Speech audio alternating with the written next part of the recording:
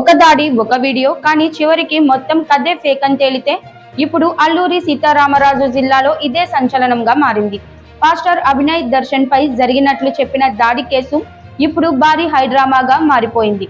కొద్ది రోజుల క్రితం సోషల్ మీడియాలో వీడియోలు విడుదల చేస్తూ నాపై బీరు సీసాలు రాళ్లతో దాడి చేశారు, నన్ను చంపేయడానికి కుట్ర జరిగింది అంటూ అభినయ్ దర్శన్ సంచలన ఆరోపణలు చేశారు. పాడేరు వదిలి వెళ్లిపోవాలని బెదిరించారు, నేను వెళ్లకపోవడంతోనే ఈ దాడి చేశారు అంటూ భావోద్వేగ వ్యాఖ్యలు కూడా చేశారు. కానీ ఇక్కడే కథ అసలు ట్విస్ట్ తీసుకుంది. ఈ వీడియోలు చూసిన కొందరు పాస్టర్లకే అనుమానం వచ్చింది. దాడి జరుగుతుంటే ప్రాణాలు కాపాడుకోవడం కాకుండా ఇంత కూల్ గా వీడియోలు ఎలా తీశారు అంటూ ప్రశ్నలు మొదలయ్యాయి. అక్కడి నుంచి పోలీసులు విచారణను వేగవంతం చేశారు.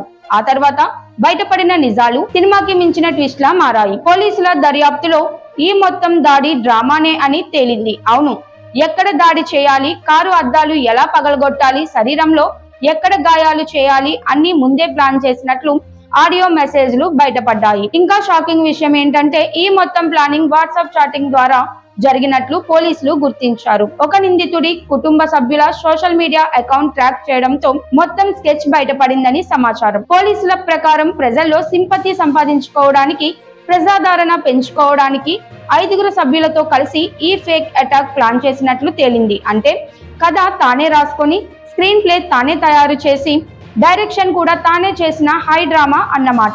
ఇప్పుడు ఈ కేసు సోషల్ మీడియాలో వైరల్ అవుతోంది. పక్కా ప్లాన్ తో నాటకమాడి సమాజంలో అలజడి సృష్టించాలని చూసిన అభినయ్ దర్శన్ ఇప్పుడు పోలీసుల దర్యాప్తులో చట్టానికి చిక్కిపోయారు. మరి సింపతి కోసం ఇలాంటి ఫేక్ డ్రామాలు చేయడం ఎంతవరకు సరైంది? మీ అభిప్రాయం కామెంట్ చేయండి. ఇలాంటి షాకింగ్ అప్డేట్స్ కోసం వెంటనే సబ్స్క్రైబ్ చేయండి.